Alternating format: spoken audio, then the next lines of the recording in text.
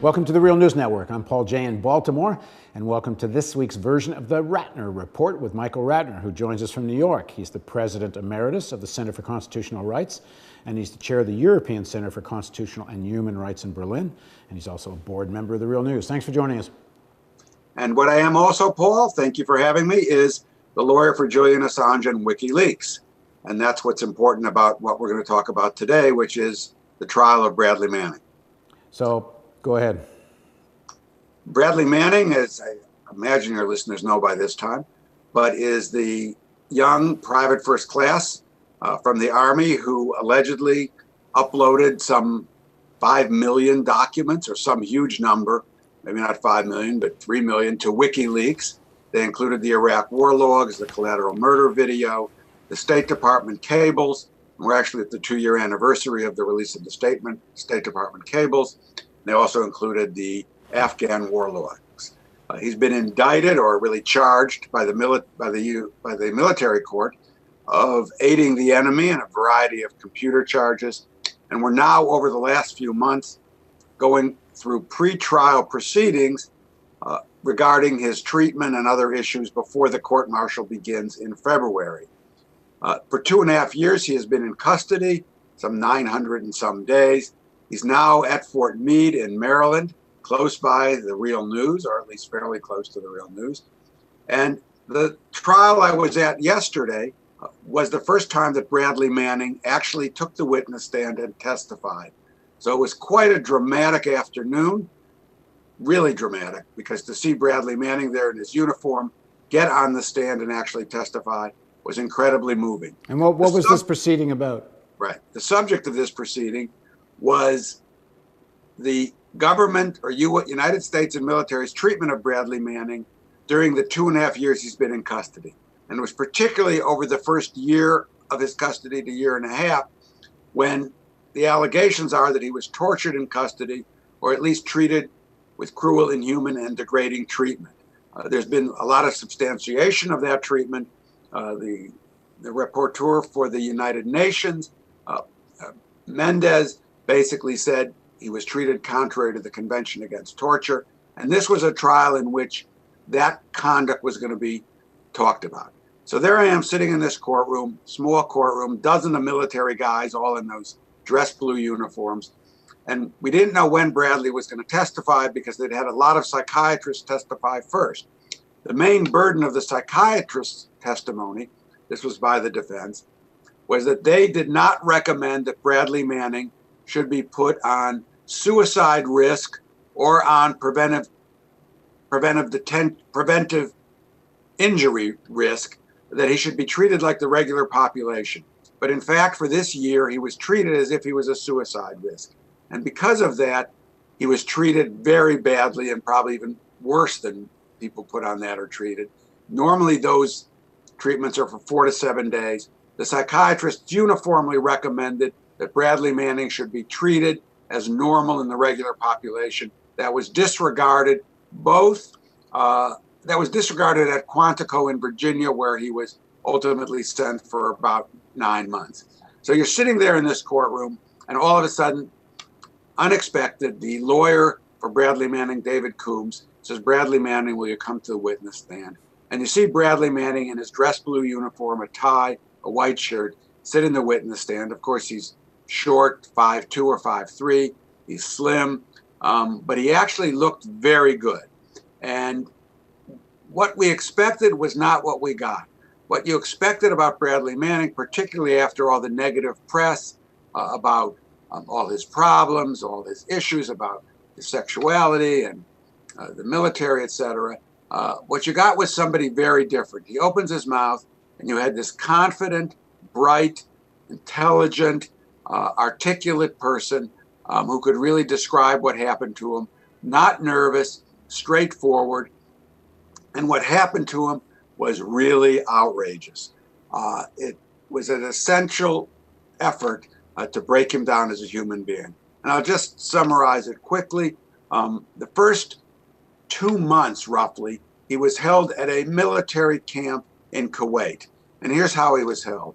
He said he went into a tent, and there were 2 cages like they keep animals, each about 8-foot cubes. He was put into one of the cages. The other cage was empty. And he was essentially kept there almost the entire 2 months. Most of the time had to eat in those cages. And then his day was as follows. He would be awakened at 11 at night.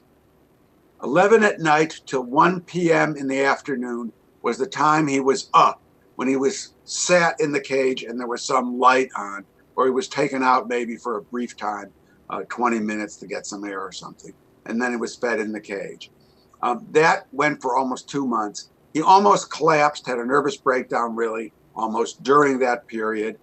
Saw therapists, or at least people, I don't know if they were therapists, saw some military people who came to attend him, but he said his entire world closed in on him. He said, I'm someone who's interested in the world. I was interested in what was happening, for example, with the oil leak by BP. I read people like Richard Dawkins. This is a 24-year-old young man talking, 21 or 22 at the time of these incidents, talking to us like that, but saying my whole world collapsed, and I was just a complete mess after that kind of treatment. So he's in there for almost 2 months. Finally, he's flown out to Quantico in Virginia, a Marine military base. When he gets on the plane, he says, I have no idea where I'm being sent. I thought it might even be Guantanamo. This all happens to give our people a time frame from about end of May 2010. He's in Kuwait till the end of July 2010, then goes to Quantico till probably April or so of 2011. He gets to Quantico.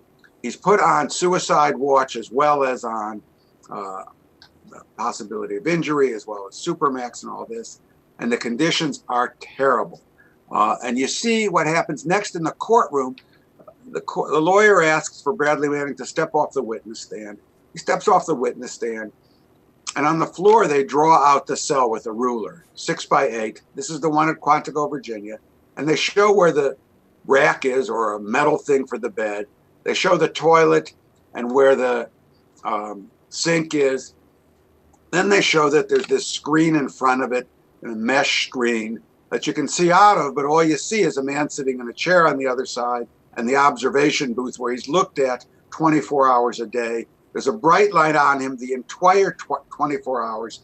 He can't really sleep except facing the light, because if he doesn't face the light where they can see his face across the booth, they come in and they wake him up and they turn him around.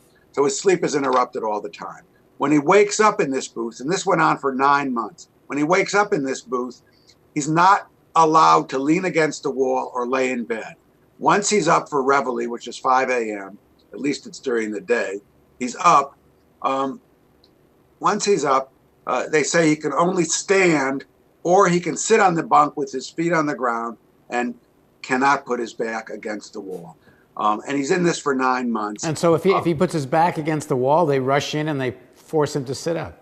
Exactly right. So this, if you look at this, Paul, in a certain way, it's reminiscent of the stress positions and the other what we call the Rumsfeld techniques that they used on Guantanamo people. No 24-hour light, the stress positions of standing, no communication except with his guards because there's nobody near him. He's watched all the time. His meals are in the cell. And then, of course, what was really dramatic was a moment they talked about what happened when he was forced to get naked. There was a point they said, well, we're going to make him get naked. They claimed because of a suicide risk. But the doctors throughout this period are saying he was normal. There was no suicide risk when he was in that prison. He was no more able to hurt himself or commit suicide than any other prisoner. And they kept telling the administrator of the prison he should not be in these conditions. There should not be. If he has a problem, they're going to make it worse. Now we've talked about this before. I mean, to what extent do you think this was carried out because they want him to turn on Assange? Otherwise, what is it they're trying to get out of him with this kind of techniques? Yeah, I think that's what it was, because they don't have an excuse for this treatment. Because you had psychiatrist after psychiatrist testifying in the last 2 days that he was not a suicide risk. And that you also had testimony, interestingly, from some people saying that their opinions as psychiatrists have never been disavowed or disobeyed by the head of the brig. even though the brig commander is in command and could say, I'm not going to listen to you, this is the only time in their memory of many years of being therapists and psychiatrists that the brig commander said, we're not going to agree with you. We have other reasons, and we're going to keep him in these conditions. So that gives really a lot of substance to the fact that these orders were not coming from the brig commander, but were coming from somewhere on high, and that it was done for a reason, as we have said on this show, to try and break Bradley Manning. So to the extent he knows anything, which I don't think he does, but to the extent the government thinks he does, about his relationship to WikiLeaks and Julian Assange, that he will be broken and testify or give information about Julian Assange and how these documents that Bradley Manning allegedly hacked, or not hacked, he wasn't a hacker, that he allegedly gave to WikiLeaks, what WikiLeaks involvement. And was Manning's testimony was all about the conditions of being held? It didn't relate to any of the other issues of the case. No, didn't relate at all. So what does the defense hope to achieve? So if the judges decide that this in fact was cruel and inhuman punishment, then what? That's a very good question, because what the lawyer asked for is under Article 13 of the Uniform Code of Military Justice, which says you can't be subjected to punishment before trial. And this was obviously a form of punishment, came out as that. And so the lawyers asked for two things. He's asked for he's asked for a dismissal of the entire case. Now, this is an aiding the enemy case. This is a case that carries the potential death penalty, certainly life imprisonment. Is the judge going to do that? You know, it's speculation, but this is obviously not the most readily accessible remedy for this violation. On the other hand, it has been done on occasion, very rare, that the government misconduct is so bad and that it has such dirty hands, the government, that a judge will say, that's it, goodbye. So that's what he's ultimately asking for. But he has a second remedy because he understands that this first remedy might be difficult for the judge. He's saying, look, this guy may get sentenced at some point. And in fact, there was part of a guilty plea discussed at this court hearing yesterday.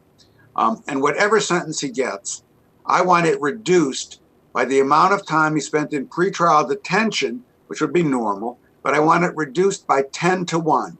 So for every day he spent in these cruel and degrading, inhumane conditions, I want 10 days off his sentence. So the lawyer came up with the number 293 days, almost a year. And he says, therefore, I want the sentence reduced 2,930 days, which would be what, 8 or 9. And there's precedent for that? I don't know. And what happened about the guilty plea and the attempt to have some kind of negotiation? That's important to bring out. A few weeks ago, they offered to plead guilty to certain of the charges or reduce charges, lesser included. They being Manning and his lawyer. Yeah, Manning and his lawyer. Manning didn't say anything. It's all an offer from his lawyer. Because my guess is if it's not accepted, they withdraw the offer and it's off the record and there's no admission by Manning, etc. So Manning didn't say anything, but the lawyer said, we're offering to plead guilty to these. And then there's been a lot of colloquy about it. Is this a legitimate plea? Are these lesser included? But the real point here are really two things. One, that the judge doesn't have to accept the plea, although she seemed to indicate yesterday she would consider accepting the plea. And the government doesn't have to accept the plea. If the government doesn't have to accept it, the judge can still accept the plea. The problem is the government can then still go ahead and prove its more serious case, the aiding the enemy case.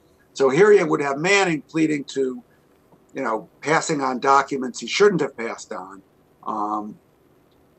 but not pleading guilty to aiding the enemy or computer misuse, which are more serious.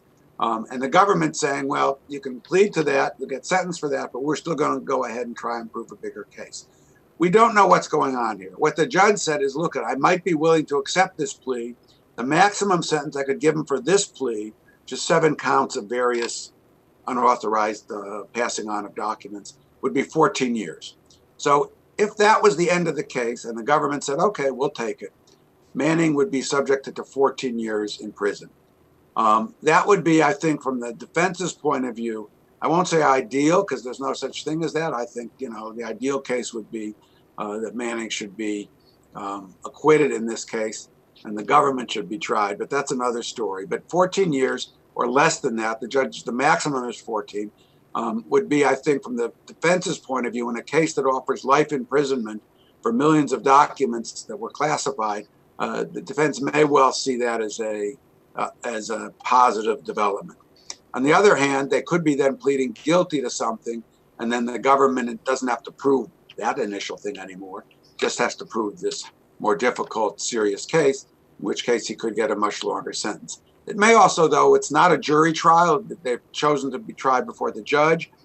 Manning was shown as a substantial, well-thought human being in front of that judge yesterday, articulate, smart. It may be that that's helpful, and it may also be that he's willing to plead guilty to a core part of this offense as helpful, and perhaps make the judge more sympathetic.